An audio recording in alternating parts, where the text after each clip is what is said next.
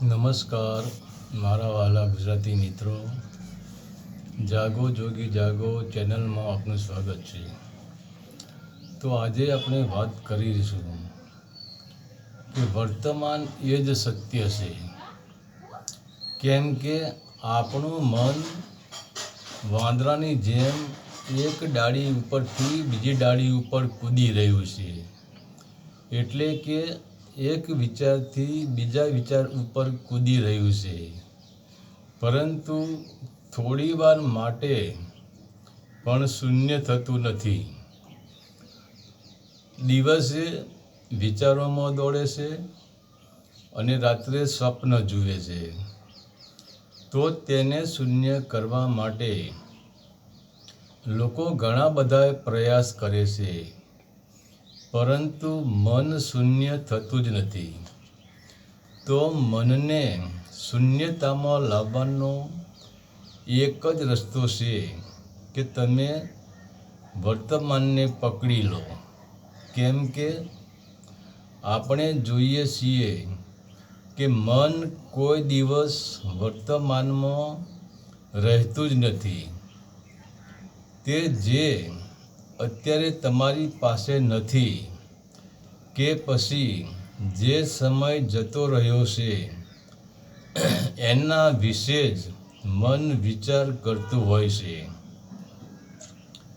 તો તે છે ભવિષ્યકાળ, જેનો હજુ જન્મ થયો જ નથી, અને આપણે તે સમયને પણ જોયો જ નથી કે તે સમય કેવો હશે. આપણે ભવિષ્યકાળ અને જેને જોયો નથી અને મન ઈચ્છાઓ કરે છે કે હું આમ કરી નાખીશ, હું તેમ કરી નાખીશ. અને શું તમારી બધી જ ઈચ્છાઓ પૂરી થાય છે? તો ના. કેમ કે જીવન તમારા હાથમાં નથી. બીજું કે જીવન એક યાત્રા છે. તો આગળ આપણને એટલી પણ ખબર નથી કે આપણે એક શ્વાસ અંદર લીધો, તેને બહાર ફેંક્યો અને બીજો શ્વાસ લઈ શકશું કે નહીં લઈ શકીએ તે પણ આપણને ખબર નથી. તો પછી આપણે ભવિષ્યકાળનો કેવી રીતે વિચાર કરી શકીએ? અને એ જ ભવિષ્યકાળ આપણને દુઃખ આપે છે. અને એ જ દુઃખનું કારણ છે કે આપણી ઈચ્છાઓ પૂરી થતી નથી. એટલે મનને વર્તમાન કાળમાં લાવવું જરૂરી છે. બીજો, ભૂતકાળ. માની લો કે તમારા ઘરે એક સુંદર બાળકનો જન્મ થયો અને તે બાળક મરી ગયું. તો તમારું બાળક બહુ જ સુંદર હતું, પરંતુ મરી ગયા પછી તમે ગમે એટલા માથા પસાડો તો પણ તે બાળક તમને પાછું મળવાનું નથી. તો જે સમય વીતી ગયો તે તમારા હાથમાંથી નીકળી ગયો. તો પછી વીતી ગયેલા સમયને યાદ કરવાથી પણ દુઃખ આવે છે. કેમ કે જીવન એક યાત્રા છે. તો યાત્રામાં તો આપણે હાલ તમે જે સ્થળ ઉપર ઊભા છો તે સ્થળ જ તમારા માટે સાચું છે. એ સ્થળ જ તમારા માટે સત્ય છે.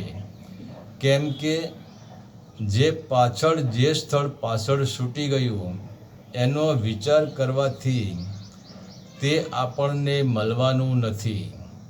કેમ કે તે સ્થળેથી તમે આગળ નીકળી ગયા છો અને આગળ જે સ્થળ આવવાનું છે તેને તો હજુ સુધી આપણે જોયું જ નથી કે એ સ્થળ કેવું છે કે કેવું નથી.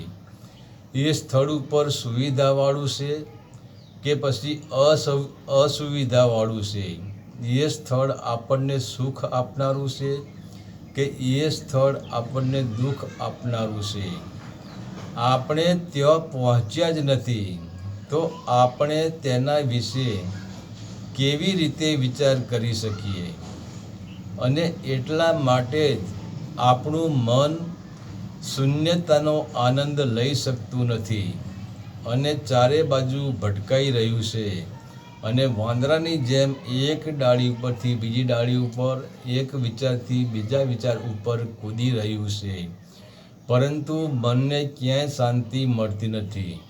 તો એક વાત તો નક્કી છે કે મનને ભૂતકાળમાં શાંતિ મળતી નથી અને મનને ભવિષ્ય કાળમાં શાંતિ મળતી નથી. આ બંને કાળોમાં દુઃખ જ ભરેલું છે, કેમ કે આપણા કોઈ અરમાનો પૂરા થતા જ નથી. તો મન જ્યારે વર્તમાનમાં આવે છે ત્યારે જ શાંત થાય છે. મન જ્યારે વર્તમાનને ઓળખી લેશે કે હું જ્યાં છું ત્યાં બરોબર છું, આગળ પાછળના બંને વિચારો છૂટી જાય છે, ત્યારે જ શૂન્યતા પ્રાપ્ત થાય છે. તો મન ત્યારે શાંત થાય છે, ત્યારે જ મનને આનંદ મળે છે અને ત્યારે જ મનમાંથી અફસોસ નીકળી જાય છે, દુઃખની યાદ નીકળી જાય છે અને વર્તમાનને જ સત્ય માનીને મન સદાયને માટે આનંદિત રહે છે. પરંતુ આપણે તો વર્તમાનને પકડતા જ નથી. આપણું જીવન કેવું છે? પાણીમાં બંગલો બાંધવા બરાબર છે. પાણીમાં કોઈ દિવસ પાયો નખાય જ નહીં. તો આપણે પાણીમાં ઇમારત ચણવાના આપણા વિચારો હોય છે અને પાણીમાં ઇમારત ચણી શકાતી નથી, એટલે આપણને અફસોસ થાય છે, એટલે આપણને દુઃખ થાય છે. તો જે ગુજરી ગયું એ આપણે એટલું તો જાણીએ છીએ કે જે ગુજરી ગયું, જે સમય વીતી ગયો એ પાછો આવતો નથી. અને જો જે સમયનો જન્મ જ થયો નથી, જે સમયને આપણે જોયો જ નથી, એ સમય કેવો હશે કે કેવો નહીં હોય એની આપણને કલ્પના પણ નથી, તેમ છતાં પણ આપણે એને પકડી પાડ્યો છે. તો આપણા જીવનનું દુઃખ જ ત્યાં પડ્યું છે. તો મનને આનંદમાં રાખવા માટે એક જ રસ્તો છે કે વર્તમાનને પકડી પાડો અને વર્તમાન એ જ સત્ય છે. હરિ ઓમ તત્સત. આદેશના પ્રણામ.